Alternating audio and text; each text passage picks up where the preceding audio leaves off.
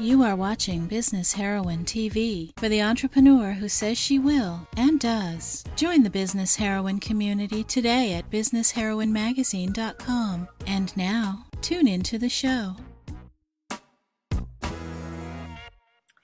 Hi everybody and welcome. I'm Airy-Fairy, founder of Business Heroine, and I can't wait for you to meet our beautiful cover girl today, Hibiscus Moon. So Hibiscus Moon absolutely adores teaching and working with crystals. She's learned to channel her inner geek and then merge it with her serious obsession with crystals and stones that she loves to share with her crystal healer students and clients, bringing her unique perspective to the world of crystal healing. It's super fascinating, and having the time of her life doing so. She's a former science department chair and teacher, and in her words, she's gone cuckoo for the power of crystals. Her passion is to deliver the science behind the metaphysical aspects of working with crystals while still serving up the fun. And she has an amazing, awesome business too. Hibiscus, thank you so much for joining us. Thank you, and this is such an honor to be here because I've really enjoyed your magazine for a while now and the people that you featured in there, so I'm so truly honored to be here. Thank you. Yes, well, thank you. And I am really excited to talk about this because it's like this is a business magazine and we're talking about crystals and crystal healing, and you know, you're a businesswoman, but also I'm just really fascinated to learn more about crystals and what that has to do with business. And like I have so many questions, but let's just start with, how did you get into crystal healing in the first place? So it was pretty interesting because I've always been interested in crystals as, you know, a young child, just interested in the sparkliness of them and the beauty of them, but didn't really understand what to do with them or anything like that. And then as I got into science, when I got older in my studies, I was really drawn to geology, but saw it as a very scientific, interest. And, always enjoyed really teaching it to my students. And I got interested in metaphysics and mysticism and things like that in my teens, and started realizing as I got more into the interest of metaphysics, reading books and just delving into that, going to events, seeing that there was people interested in crystals. And I was going, okay, I didn't realize that these two interests could come together, so I really started digging deep into that. And just following people like Shirley MacLaine, who wrote books back then, and just interested in the crystals in that way, coming at it from a spirituality angle. So I really started to merge the two together, what I understood about crystals, coming at it from a geological point of view, and then also from a spiritualistic point of view. And just experimenting on my own. And I'm always really interested in threads in things that are very distant from each other, like a spirituality book and a geology book, or a physics book and something in mysticism, and finding those common threads and pulling them together. And I take notes and I just write all these things down, and I'm like, oh my gosh, okay, Einstein said this, and so did Rumi, and I pull the things together and go, maybe we're all talking about the same thing here, So I was always finding those common threads. So that's where the interest came in. And then I started realizing that we could use crystal therapy in our everyday lives in a practical way, just not putting up those walls and saying that this isn't science at all, and, we're not going to talk about that. And it's funny because kids, in working with children and teens, they're really open to this stuff. They see no difference. It's adults that come at it and go, this is so woo-woo. Why are, you teach science. Why are you talking about that? Now, I didn't talk about spirituality in the classroom, of course, but, I had it in the back of my mind. And whenever the little sparks of interest in that realm would come up in the kids, I wouldn't quelch it. I'd be like, sure, cool. It's so funny how they were so open to that, and they would tap into that all by themselves. So that to me is a truth coming out, because kids always, they know what's up much better than we do. They're tapped in much closer and more, less filtered than we are, so that kind of was one affirmation for me that, yeah, there's something to this crystal therapy stuff, definitely. So yeah. Interesting. I'm curious, was there one, when you started seeing how the science fits in, I love how you share Einstein said it and Rumi said it too, or, those kind of things. Was there a surprise when you kind of realized something about crystals, when the science part popped? What did you learn that made you go, wow, this is actually scientific? Well, I have to say, when you said that, was there a surprise? There never was actually a surprise, more like a knowing, like a confirmation of something that I already knew or always felt was true. You know, since a child, I was always interested in these kind of fringe things. And when something would come up to confirm something that I kind of had, it was almost like I had an inkling, and it was kind of like, yep, I knew it, kind of thing like that, you know? And there wasn't any one event really there is one story that I always tell that really like clinched it for me, that said, yeah, you're definitely not imagining things here. There's definitely something going on. And it was just a crystal that I had a really close bond with. And long story short, I fell asleep one night with it near my bedside. I actually pulled it into the bed with me because I was doing a little meditation before going to sleep. It was really, really late. I forgot to set my alarm. I was supposed to be up at really, really early time, like 6:15 a.m. in the morning, and I'm not a morning person. And I fell asleep, didn't set the alarm. I rolled over, and the crystal like jabbed me right in the spine. And I'm like, oh, I felt so betrayed. You know, this crystal had helped me with my meditation, helped me feel better. I look at the clock. Actually, the time was 6:13 a.m. that I had to wake up. I know, so military. And I look at the clock, and it said 6:13 a.m. Wow. And I said it. And the crystal was like, you know, I had this bond with it, and I feel like it helped me to make sure I didn't have a bad day that day. I got up for work on time, and that was the moment where, like, I already knew they worked, but it was just a clincher that said, you know, all these things, and, you know, this is definitely, you're on the right track. Yeah. So, wow. Yeah. It's like when all those synchronicities are happening, and then there's this, and when you're kind of like not doubting, but sort of trusting, and then all of a sudden something happens, and it's like, yes. Yeah. That's exactly. So yeah. So I am super curious about your journey into entrepreneurship, because you were a science teacher. So how did you know that there could be a business here? Well, it's really weird, and probably coming in through the back door in a weird, different way than most people come into entrepreneurship. I was very happy in my job and what I was doing. I wasn't looking for a way to get out, you know, and I mean, it was suppressing, definitely. Now that I have the freedom that entrepreneurship has provided me with, I can look back and say, I will never go back to doing that, because I can see there was this definite cage I was working within. And now that you know, the freedom, you can't go back. But I was very happy doing what I was doing. What happened was, once I started working with the crystals more closely, it's like we were saying, the synchronicities started happening more and more and more. And I feel that was because I was more in tune with what I call source energy. Working with the crystals so closely was allowing me to just know things about myself. That's kind of a weird Freudian slip. And opening certain doors, and my like soul contract path of what I'm here on earth to do was really kind of evolving for me. And what I thought I was here to do was kind of growing. And I'm still a teacher. I still see myself as a teacher, but of a different kind. And what I'm teaching is, some would say very different. I think it's slightly different, because I still see what I teach as science. And just opening the doors just started opening so easily for me. So I started sharing. Where the whole path evolved was, I started sharing on YouTube, because I was looking for people of like mind.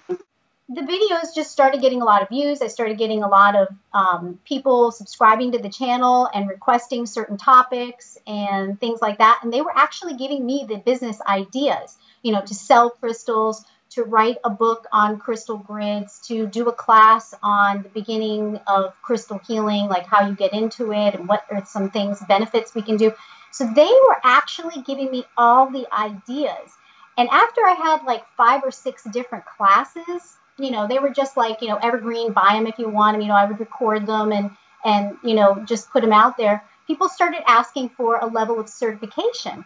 And I tell you, Anne, this was all really I call them crystal hotties now, you know, the group of people that were interested in the crystal healing. And some of them have been with me since the very beginning. They watched the whole thing unfold.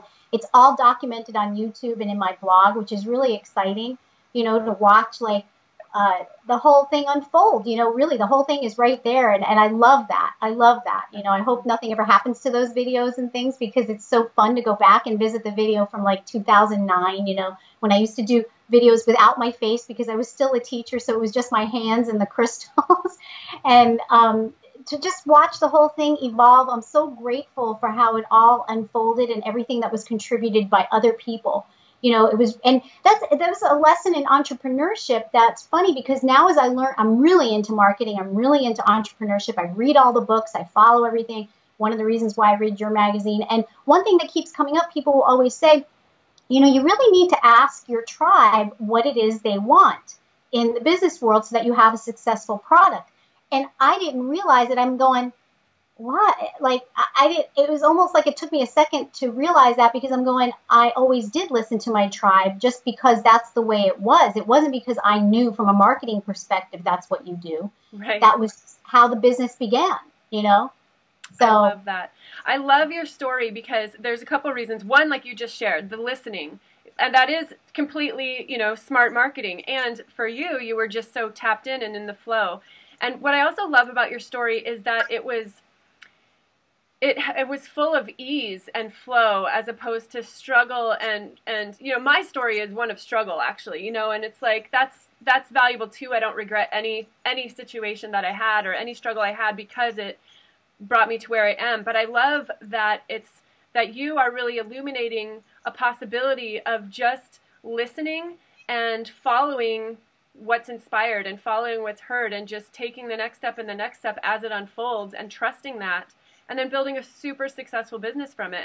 If you're not following Hibiscus on Facebook yet, you have what, like 250,000 fans, or probably more at this point. It's amazing. Not quite that many, but we're over 200,000, and it is amazing. It is. Yeah. Now, don't get me wrong. I didn't just do everything that anybody proposed to me because they were proposing it, Yeah. I mean, I really listened to see if this was kind of like a majority thing. And then, most importantly, I checked in to see how it felt to me. Most of the times, those things were really exciting to me. And I'd be like, if that's a big yes, I want to do that. That's so exciting. You guys really want me to do that? Okay, I'll do it, But if it was kind of like, I would tell them the truth. That's not really jiving with me for whatever reason, it's not my thing. That just meant it wasn't my thing to do. Maybe it's somebody else's thing to do, But listening to the people, I think, is the path of ease right there. I think it's the key. I bumped into it by accident, but if you already have the foresight of that, and you already know, this is my passion, and you put it out there, and there's people asking you for things, definitely don't ignore, continue to explore that, survey them. I know these things now. I didn't know that then, but that's why I see now why everything was so successful and easy and just unfolded with total grace. Yeah. I mean, the crystals brought me to that path. And then, of course, I use the crystals to help refine everything that I'm doing and bring more ease into it. When we're having rough patches or going through up leveling and things like that, those can be uncomfy. And I learned about that later, but in the beginning, it was all by accident. Well, there is no accidents, there is no coincidences. I don't believe that at all. It's just being open to learning to listen to your intuitive hits that you're getting and the signs that the universe is placing in front of you, learning to listen to that. Definitely. Yes. I was just reflecting yesterday that intuition deserves a C-level position in your company, and same with spirit and all of that. So true. Yeah. So I have so many questions for you. What you were just sharing made me want to ask like 10 more questions, but I'm curious. I want to go back to the crystals for a second. How do you, as a scientist and also a spiritual, person, how do you handle others who think that working with crystals is airy-fairy or just kind of this woo-woo thing? Yeah, well, that comes up a lot, as you can imagine, especially when I was a science chair working in the school system. I never hid what I did. I would tell people, but I was constantly being challenged. So I got a really good, interesting, in-depth learning experience on how to handle that. And I realized that science is the key. When you start explaining to people the science behind it, a lot of it is hidden that they don't know about, or showing them the commonalities and the common threads that exist between spirituality and science that they might not realize, or things that science is discovering and exploring now, because science is very young. It's barely 300 years old. And they're discovering things now that have been around since the ancients. And you go, well, yeah, okay, so we just figured out this from the Hubble telescope. You know, it's a big thing on the scene right now, but do you know that they knew about that way back with the Sumerians, you know? And like, if we were talking to them, they'd be like, yeah, so we've known this for a long time. And so science is the key that opens the door and gets people listening. Absolutely. You got to know what you're talking about. You know, this is what I teach about in my courses, and this is what gives people that level of confidence, because a lot of people want to work with crystals. They want to become more versed in crystal therapy, but they're afraid of what their family might say or what their friends might think. But when they have the confidence that science gives them, because science can be quite powerful, as young as it can be quite powerful, then all of a sudden they bust through all these barriers and the doors, because it opens the door. It definitely opens the door. Yeah. That's beautiful. And so you shared that you use crystals to support you through rough patches, or when you're up leveling, or, you know, all the different things that go on in business. I'm curious, how, as entrepreneurs, how can we use crystals to support us through everyday life and also to support us with our dream businesses? Well, I have examples all around me because I'm constantly using them, and I use them in very practical ways. Like, some people can get very ceremonial about it, and I love that, and I love when people do that, but I'm not that person. I'm not that girl. I'm very practical. With crystals, as far as, every day, they're everywhere. I mean, I'm using the black tourmaline right now to help ground our internet connection. I have one in front of my computer all the time because I'm in front of the computer all the time to kind of neutralize the EMFs that are coming from the electronics. One thing I have right here with my water is I do gem elixirs, and not to get too into it, but this is like a little vial with amethyst and black tourmaline and clear quartz, and I put that into my water, and that helps me to like energize throughout the day or get into like that sacred space that I want to be in. I have crystal grids all around my sacred space for different purposes. I have one going always for my business because I see my business as like a separate entity.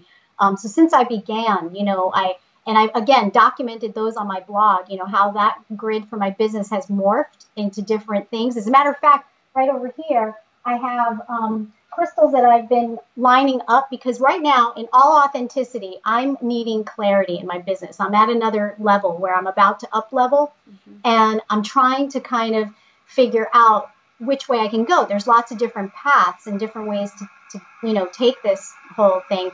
And I've been really having a lot of trouble with trying to pin down the path to take. So I have a Post-it note that's been hanging out with me for like a month now. I don't know if you can see, of all the various crystals I've decided that I need to tap into for clarity, and then I chose 3, and then I actually have them here, and now I'm letting the design or the template of it kind of download, and then I do a crystal grid to set my intention. And a crystal grid is really kind of like a vision board. Some of us like to do vision boards. A crystal grid is like a vision board that taps into crystal energy and sacred geometry, and kind of is a 3-dimensional or 4th-dimensional, 5-dimensional vision board is what I see it as. Yeah, it's so interesting. I'm pretty new to the world of crystals. A couple months ago, I went to a business retreat in Arizona, so my friend and I went to Sedona for a little, a couple days. We're like, well, we're here. And so we bought a couple crystals, and it's just so interesting because there's so many in there, and it was like, what are you drawn to? And so kind of trusting that intuition of what I was drawn to, and then reading about the properties of it, I'm like, oh, well, that makes so much sense because I actually need that right now. So interesting. So there's so much to learn. It's like I could talk to you for 8 hours right now about, like, what about this crystal? What about that crystal? What is the best way for the business heroines listening to get, some knowledge about crystals and to learn more from you? So, I have a really fun opt-in that's about creating sacred space with crystals. It's a great beginner's way to get started, or even if you've been into crystals for a long time, because what we did was within the community, the Crystal Hottie community, they started submitting pictures of their sacred spaces and how they used crystals in their sacred spaces. So we created an ebook of all these gorgeous sacred spaces. And a sacred space can be, an entire room. It can be your entire house. It can be your backyard, or it can be a drawer at your cubicle job. I mean, that can be a sacred space for somebody. And crystals are a definite must-have ingredient, I think, for a sacred space. So I created this opt-in with this gorgeous ebook. There's an MP3 meditation to help you ground into your sacred space with your crystals. And then I did a private tour of my own sacred space and how I use crystals in it. So they can, your readers can definitely opt in for that free e-kit. And people absolutely love it. They love it. And so they can just go to hibiscusmoonlist.com. That's hibiscusmoonlist.com, and they can download it there. Okay, perfect. Well, I'm going to make sure I grab that myself because I have a small assortment of crystals and I have no idea what to do with them. So I'm gonna take advantage of that myself.